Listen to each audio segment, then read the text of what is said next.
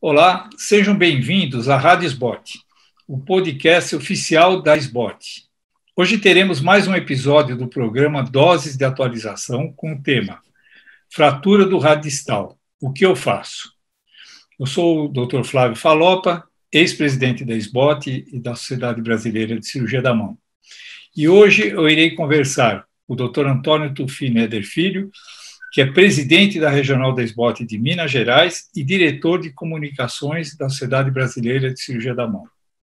E com o Dr. Carlos Francisco Joblut, que é membro titular da SBOT e da SBCM e presidente da Regional da SBOT do Rio Grande do Sul.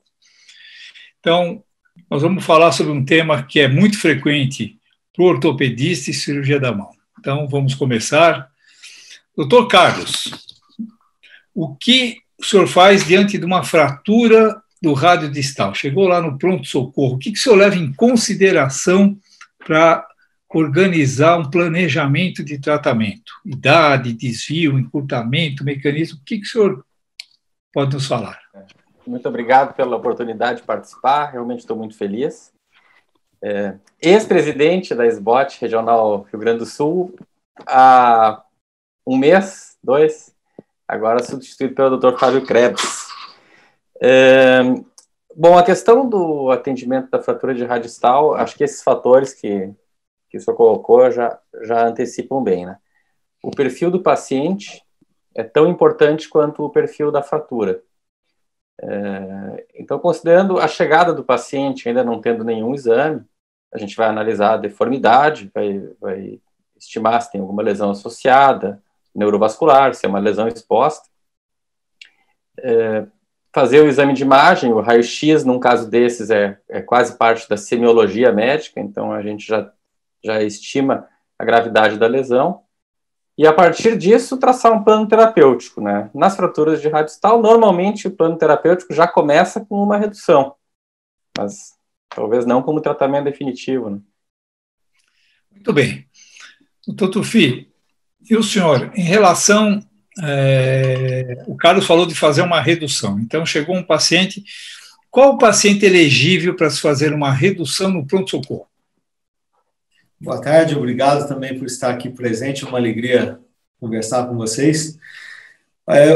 O que mais me chama a atenção é a dor do paciente na hora do atendimento no pronto-socorro. Temos que aliviar a dor do paciente e, se necessário, até uma imobilização provisória para fazer uma radiografia para que o paciente possa colaborar. A gente sabe que é muito difícil a gente conseguir uma boa posição do punho para fazer essa radiografia, às vezes por conta da dor. Então, para a gente poder extrair o melhor da radiografia, e aí eu considero como elegível para redução aqueles pacientes que têm uma fratura desviada e que seja redutível. E sempre considero a possibilidade de fazer uma analgesia boa ou até mesmo uma anestesia para conseguir essa redução de boa qualidade. Em relação à fratura, para saber se é elegível ou não, o senhor utiliza alguma classificação ou pela sua experiência? Sim, eu sempre olho os critérios de instabilidade da fratura. Se é uma fratura estável, a gente pode sim traçar a meta de reduzir e imobilizar com gesso e partir para o tratamento não cirúrgico. Se é uma fratura instável, aquela que a gente sabe que não vai ficar no tratamento não cirúrgico, eu preocupo sempre em deixar uma posição mais alinhada para proteger principalmente o nervo mediano e já programar a cirurgia para o mais breve possível para esse paciente. Perfeito. Carlos, você falou sobre redução. Como que você faz, então, uma redução? Manual, ambulatorial, anestesia local, bloqueio? Então, fala um pouquinho sobre sua conduta. Chegou aquele paciente, você acha que dá para reduzir. O que você faz? Bom, tem um material interessante, assim, que acho que foi um dos primeiros em que eu tive a oportunidade de ver escrito sobre a anestesia no foco fraturário, no hematoma, que foi, inclusive, o senhor consta como um dos autores, que é o projeto Diretrizes, que, aliás, continua muito atual, né? Vale sempre a pena dar uma revisada, dar uma lida. isso respondendo a pergunta, e concordando com o que o Tufi falou, a gente tem que se preocupar muito com a dor do paciente. Então, como eu faço a redução? Eu faço a antisepsia, faço o bloqueio no foco fraturário, bloqueio do hematoma, isso de 8 a 10 ml, normalmente, levando em consideração que seja um paciente adulto, com Xilo 1% sem vasoconstritor, e sempre considerando a tração como um mecanismo adequado de fratura. Existem situações em que a gente pode, por exemplo, um paciente pediátrico, aumentar a deformidade usando o periósteo como um recurso para manter a redução, mas no paciente adulto, idoso, fratura de Colles, sempre uma atenção especial na tração e o paciente sem dor. E depois a imobilização. E na imobilização a gente tem uma questão interessante, que é a imobilização em 3 pontos, né? Ou o gesso, ou uma tala que faça uma imobilização com 3 pontos de estabilidade, para aumentar um pouco a chance de manter uma fratura em condições de seguir tratamento conservador de modo definitivo. Perfeito. Tufi, como você faz? Semelhante ou você faz alguma coisa diferente que você podia acrescentar? Eu só tomo cuidado de colocar o paciente em decúbito dorsal. Acho que ele deitado fica mais fácil da gente fazer. E nunca faço essa redução sozinho. Eu coloco um assistente, até mesmo um técnico de enfermagem para segurar no braço do paciente acima do cotovelo, para que a gente possa fazer uma tração e contratração. Isso me facilita a movimentação para tentar uma manobra mais suave e única para fazer essa redução. Perfeito. Então, pelo que eu entendi, os dois fazem redução no pronto-socorro. Sim. Sim, perfeito.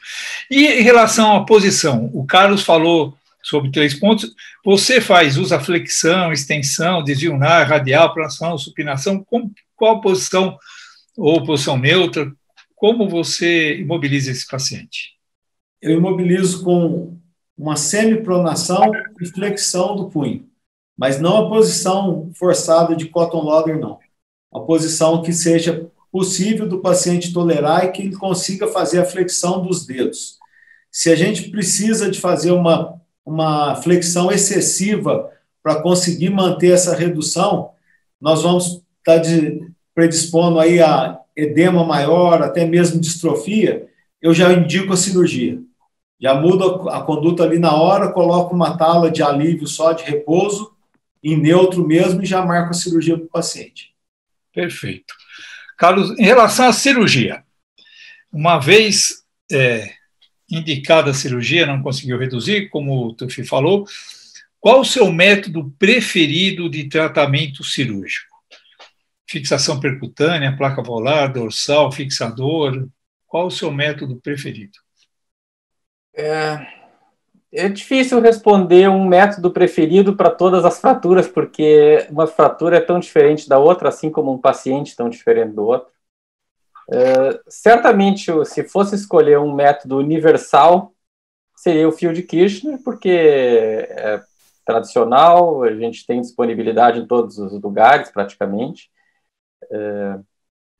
Mas, realmente, a gente vai ter uma aplicabilidade melhor desse método nos pacientes que têm uma fratura com pouca cominução metafisária, né, que não tem uma osteoporose muito severa, em que tu tem a perda da pega do fio no osso. Mesmo nessas situações, a gente acaba tendo alternativas, né, usando o fio de Kirchner, uma abordagem que eu já tive a oportunidade de fazer um método, usando os princípios do método de Wilson, né, e, enfim, respondendo a pergunta objetivamente, seria o fio de Kirchner. Kirchner, tá bom. Perfeito. E você, Tufi? Eu gosto muito da placa bloqueada volar. A minha escolha pela placa é baseada no que eu acho que é uma reabilitação mais precoce. Eu consigo devolver o paciente para a atividade de vida diária e laborativa dele mais rápido. A longo prazo, em torno de 1 ano, a gente sabe que o pós-operatório é bem parecido, o resultado final é igual. Mas no conforto inicial, eu gosto mais da placa bloqueada. É claro que ela não resolve todos os tipos. Eu hoje poderia resumir rapidamente e diria o seguinte: se for uma fratura do estiloide tipo chofer, eu uso fio de Kirchner ou um parafuso sem cabeça. Se for uma fratura que não se resolva com a placa bloqueada volar, eu uso a placa no lado dorsal, principalmente aquelas fraturas que têm a cortical anterior íntegra ou têm a fundamento central. E fixador externo eu guardo para aquele controle de danos ou uma fratura exposta, alguma coisa que seja irreconstrutível ali no primeiro momento. A grande maioria eu resolvo com placa bloqueada. Então, Tufi, em relação às placas volares, quais são as complicações mais frequentes que você encontra aí no seu dia a dia? O mais frequente que eu encontro é o problema com a irritação ou ruptura do tendão extensor. Aí eu vou puxar um pouco a brasa para a minha sardinha aqui, que é a minha tese de doutorado, é o uso do parafuso unicortical.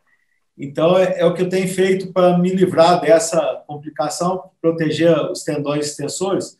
Hoje eu tomo cuidado de perfurar apenas a cortical volar. Quando a broca encosta na cortical dorsal, eu já paro. E aí faço a medida e uso o parafuso com em torno aí de 80% do comprimento necessário. 80% é suficiente para evitar essa complicação. Carlos, você falou sobre os fios e as complicações mais frequentes em relação à fixação com fios de Kirchner. A primeira complicação é a irritação dos fios na pele mesmo, né? Para prevenir isso, é importante, sempre no momento do ato cirúrgico, observar se a pele está bem acomodada na posição com relação aos fios. Então, eventualmente, a gente tem que ampliar a incisão, fazer algum ajuste para que a pele não fique machucando sobre os fios. Além disso, eventualmente, soltura do fio. Então, é uma coisa que também acontece, né? E, como qualquer cirurgia, quando a gente corre o risco de, no acesso para a colocação do fio, ou o fio em si pode acabar incomodando, irritando algum dos ramos sensitivos, especialmente a preocupação com o ramo sensitivo do radial, junto à borda do estiloide radial. São os que me ocorrem agora, primeiramente. Perfeito. Só em relação ao tempo de imobilização, com fios, quanto tempo você mantém a imobilização do paciente? Isso também pode mudar conforme a idade e a qualidade óssea. Mas, normalmente, eu mantenho algum tempo alguma imobilização no paciente em torno de 5 a 6 semanas. Então, com o fio de Kirchner, eu inicialmente coloco uma tala gessada no pós-operatório imediato, e depois, se a qualidade óssea for boa, eu posso evoluir para uma órtese removível. A órtese ela tem que ser customizada,